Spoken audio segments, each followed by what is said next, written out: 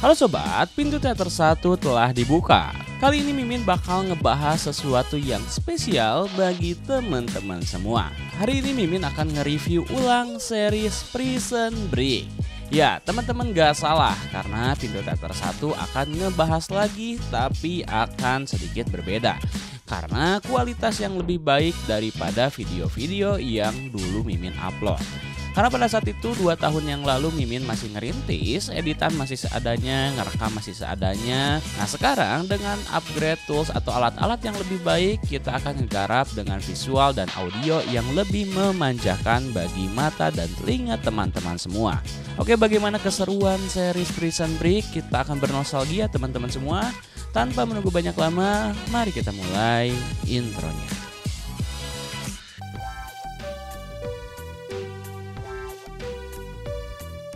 Scene diawali oleh Scofield yang membayangkan flashback sedang membeli sebuah cincin platinum mewah. Untuk siapakah cincin tersebut?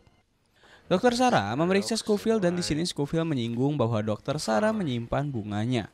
Sarah yang gengsi berkata bahwa ia tidak suka membuang barang sembarangan. Di sini Scofield disuruh menarik nafas dan membuangnya, tapi Dr. Sarah malah terpesona. Lanjut, Agen Quinn terlihat sedang mengamplas wajahnya sendiri. Apa yang akan ia lakukan? Kembali ke penjara, para pekerja melakukan tugasnya menggali lubang.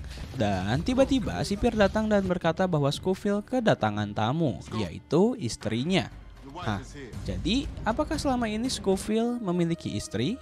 Di sisi lain, wanita yang mengaku istrinya Scofield ini diperiksa sebelum bertamu ke penjara.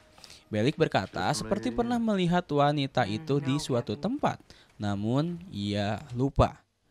Dan inilah istrinya Scofield. Gimana, cantikan mana sama Dr. Sarah? Nah, mereka pun masuk ke ruangan suami istri.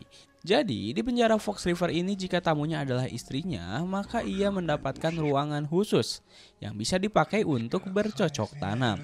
Kemudian Scofield berkata kepada wanita tersebut, kau masih memakai cincinnya. Jadi cincin di awal scene tadi adalah untuk istrinya Scofield. Di sini istrinya membawa sebuah credit card yang Scofield minta. Lah, buat apa pakai credit card di penjara? Nanti akan terjawab. Dr. Sarah yang sedang lewat kebetulan melihat Scofield yang sedang berpelukan dengan istrinya. Wah, gimana nih perasaannya Dr. Sarah?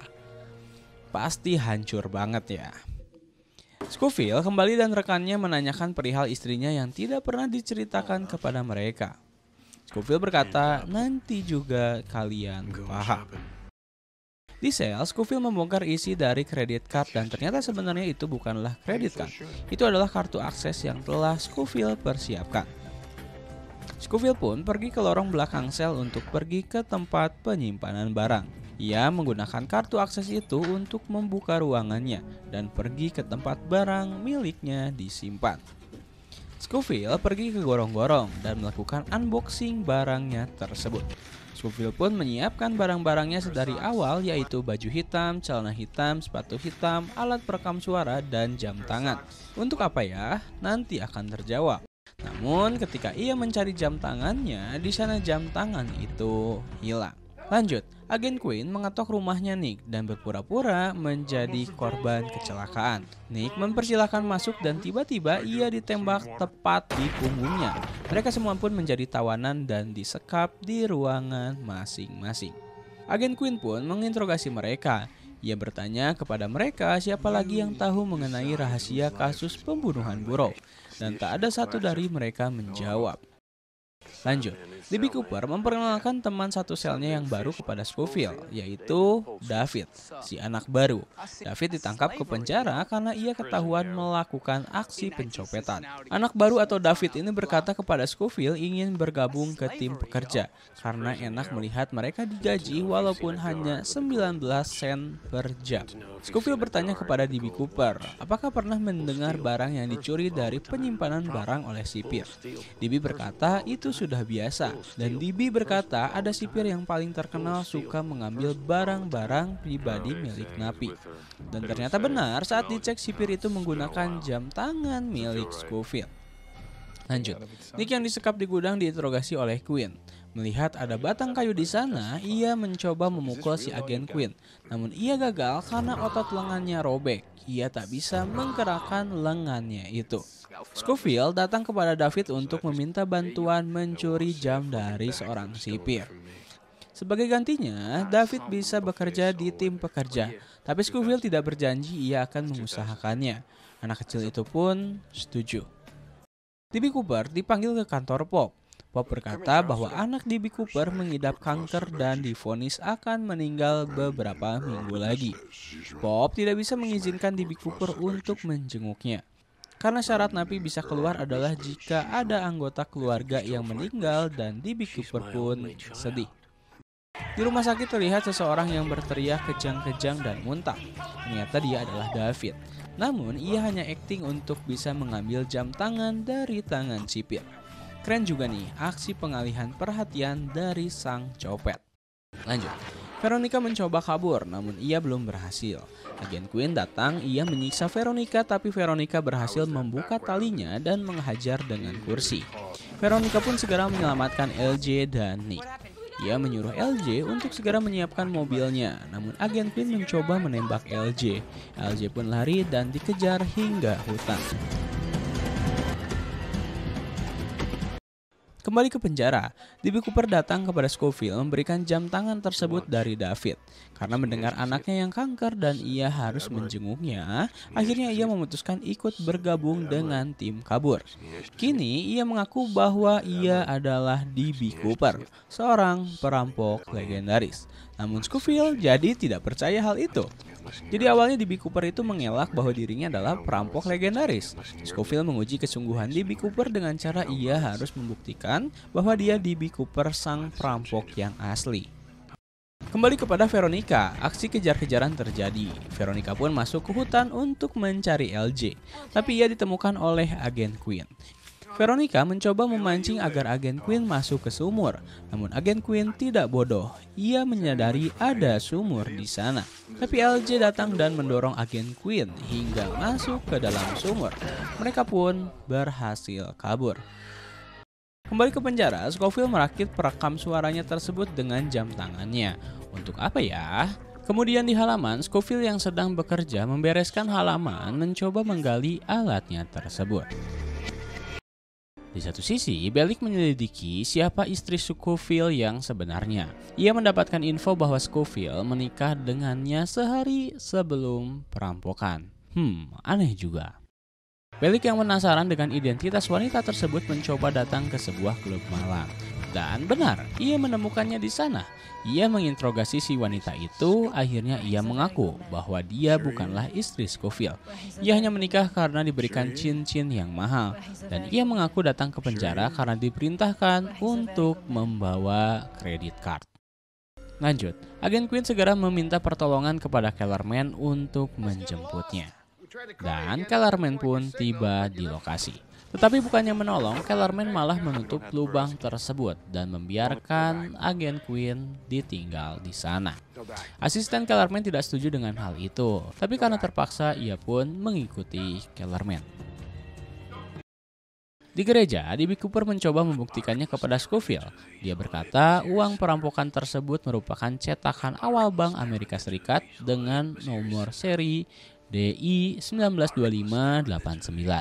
Namun Scofield berkata itu hanyalah cerita, tidak membuktikan apa-apa. Dan dengan epiknya, D.B. Cooper memberikan buku yang terdapat uang di sana dengan nomor seri yang sama.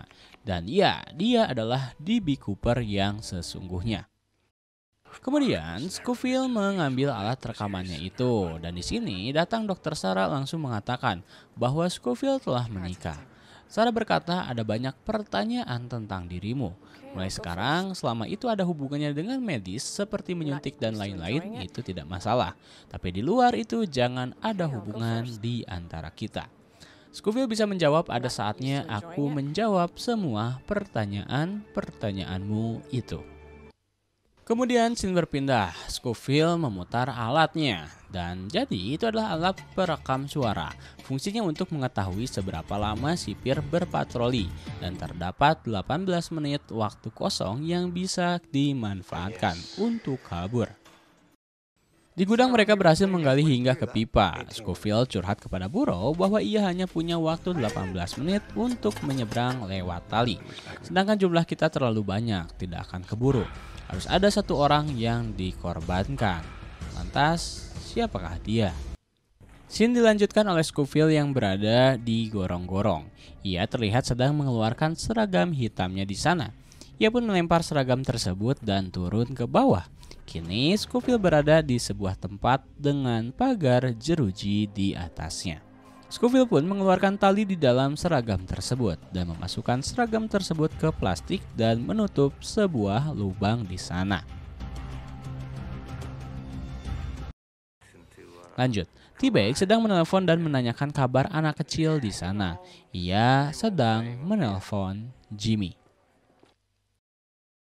Lanjut, Scofield berkata harus bolos jadi pekerja agar bisa mengerjakannya lebih cepat. Dan mereka pun membahas tentang harus ada yang keluar dari sana satu orang. Hal itu didengar Franklin. Franklin mengadukan hal itu kepada tim yang lain dan mereka pun berdiskusi siapa yang harus keluar. Dan di sini T-Bag pun datang dan menyadari jika mereka semua akan berkhianat kepadanya. Tapi di sini T-Bag mengancam jika mereka kabur tanpa dirinya sudah menyiapkan orang-orang di luar sana untuk membongkar rencananya. Para pekerja keluar dari gudang. Frankie terlihat ingin menghasut Sucre, di mana ia menyadarkan bahwa dirinya dan Sucre sebenarnya tidak berguna di tim ini. Sucre membantahnya, ia telah berjasa melakukan banyak hal. Franklin berkata seberapa banyak kau tahu tentang rencana kabur ini. Sucre berkata tak tahu apa-apa.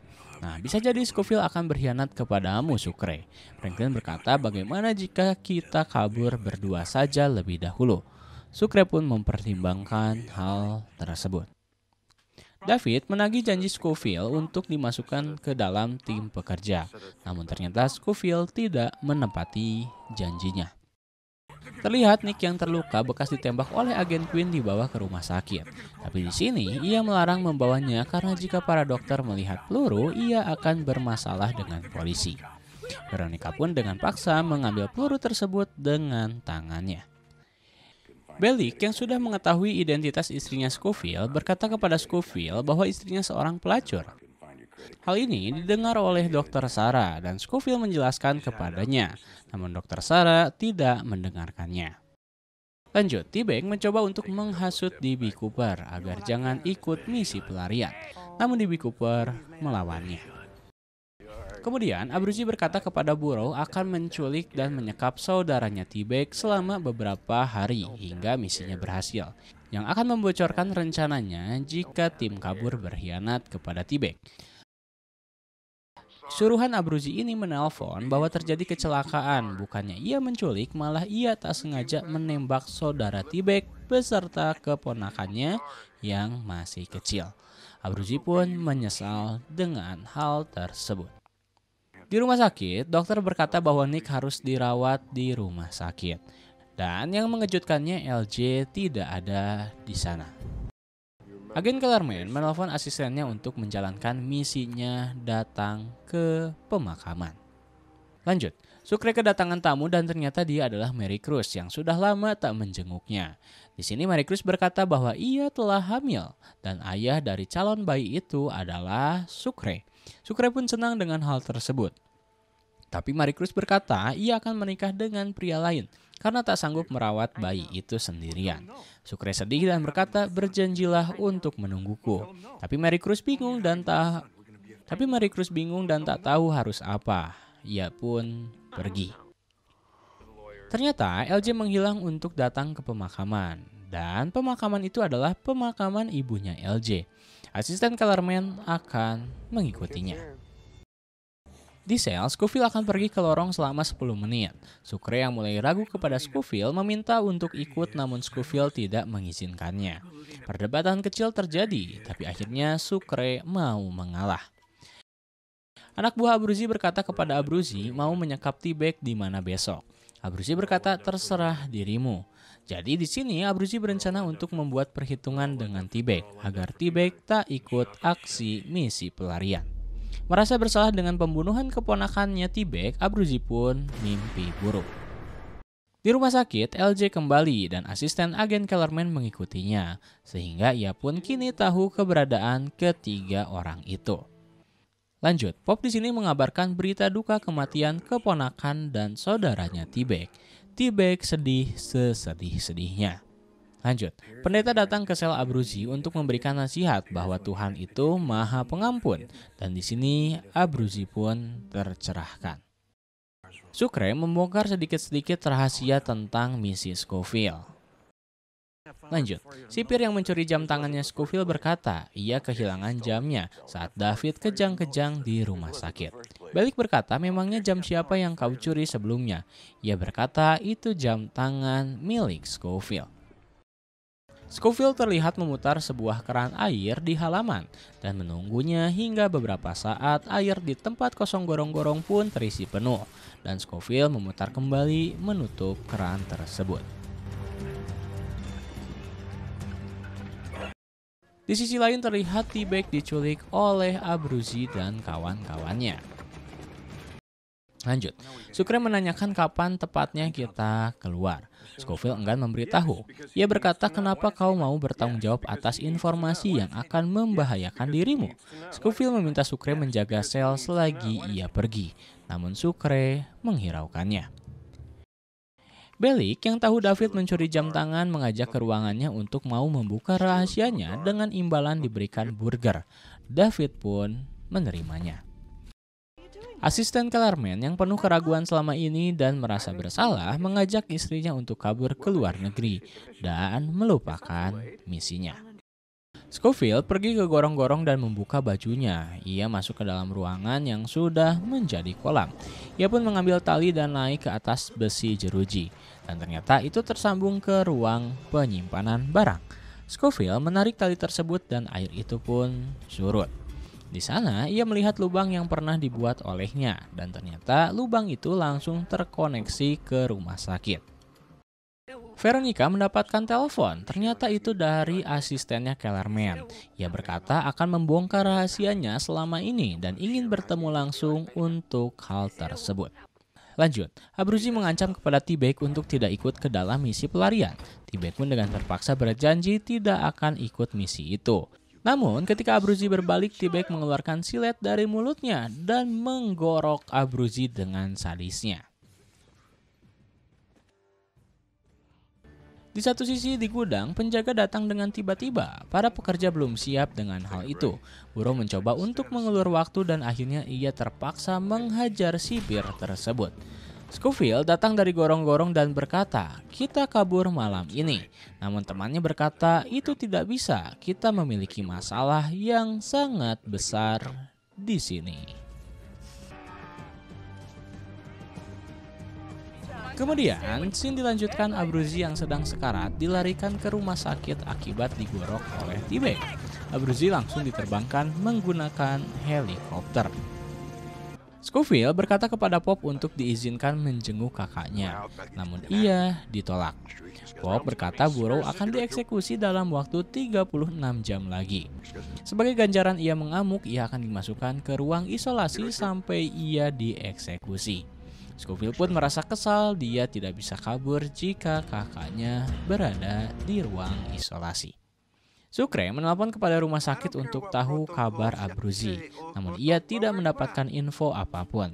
Tim kabur berkumpul untuk membicarakan rencana kaburnya. Scofield berkata, kita tidak akan kabur tanpa kakakku.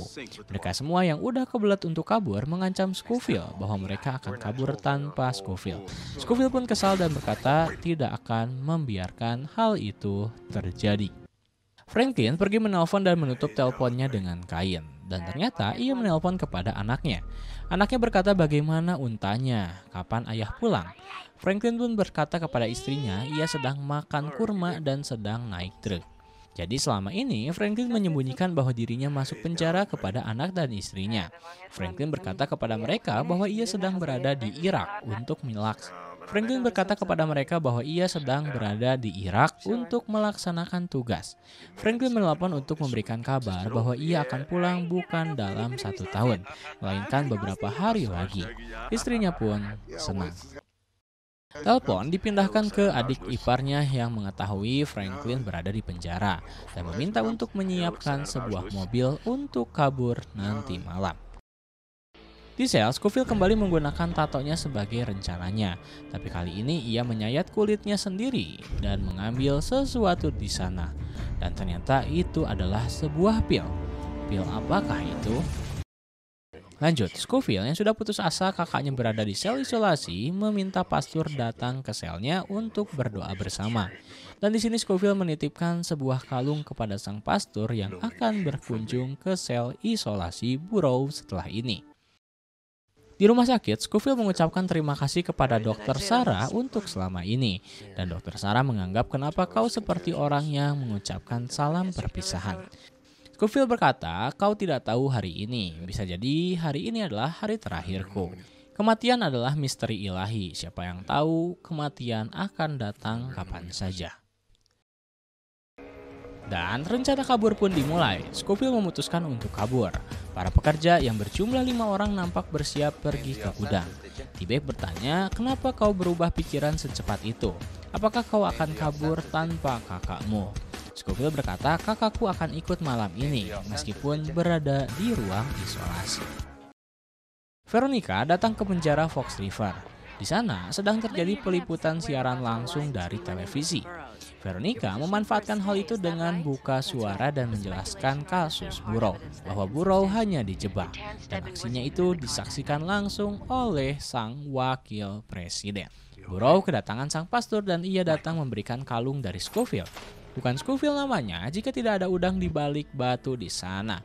Ketika Burrow memeriksanya, terdapat sebuah pil di sana dan tulisannya adalah makan jam 8:10. Lanjut, Veronica pun meminta untuk masuk menemui Burrow ke ruangan isolasinya. Mereka berpelukan dan Veronica berkata, kita masih memiliki kesempatan. Ada seseorang yang akan membongkar rahasia kasus ini. Beberapa jam lagi aku akan menemuinya. Veronica berkata, kau tak perlu kabur, kau bisa keluar lewat jalur yang legal. Burrow bertanya jam berapa kepada sipir, dan waktu sudah jam 8:10. Burrow lebih memilih percaya kepada adiknya dan memilih jalur bebas lewat kabur dan memakan obat itu. Tak lama kemudian ia merasa mual dan ia pun keracunan. Para sipir pun membawanya ke rumah sakit. Asisten Kellerman bersiap-siap untuk pindah ke luar negeri dan ia izin keluar sebentar kepada istrinya untuk bertemu Veronica. Agen Kellerman datang ke rumah asistennya dan menjumpai istrinya di sana yang sedang buru-buru pergi yang berkata akan pergi liburan. Agen Kellerman pun curiga karena rumahnya sudah bersih layaknya orang akan pindah rumah. Kellerman pun menanyakan keberadaan si asistennya tersebut. Di gudang, Scofield berkata kita akan berangkat tepat pukul 9 malam dari gudang. Rekannya berkata bagaimana kita akan kabur dari sini, sedangkan masa tugas pekerja hanya sampai jam 5 sore dan kita akan dikembalikan ke sel. Scofield berkata kita harus mengaturnya. Scofield pun memukul pipa air di sana. Gudang pun basah kuyup. Agen Bellick datang dan melihat hal tersebut. Mereka pun diperintahkan untuk lembur, membereskannya hingga gudang kering kembali dan mereka berhasil. Veronica pun datang sesuai janji di tempat dan waktu yang sudah diberitahu di telepon. Datanglah asisten Kellerman yang sudah berkhianat kepadanya. Dia membuat sebuah pernyataan yang mengejutkan. Ia membongkar kepada Veronica bahwa ternyata statement kakak wakil presiden yang dibunuh Burrow belumlah mati. Ia masih hidup. Buktinya ada di amplop yang ia bawa. Belum beres mereka berbincang, tiba-tiba agen Kellerman datang ke sana dan Veronica disuruh untuk bersembunyi. Agen Kellerman pun datang dan meminta asistennya untuk menjelaskan pengkhianatannya dan menyerahkan pistolnya. Tak sengaja amplop rahasia itu terjatuh dan saat dibaca oleh Kellerman ternyata seluruh rahasia kasus Burrow ada di sana. Dan nama Kellerman ada di sana sebagai salah satu dalang di balik kasus ini. Hal ini membuat Kellerman kesal dan dengan terpaksa ia harus membunuh rekannya sendiri. Lanjut.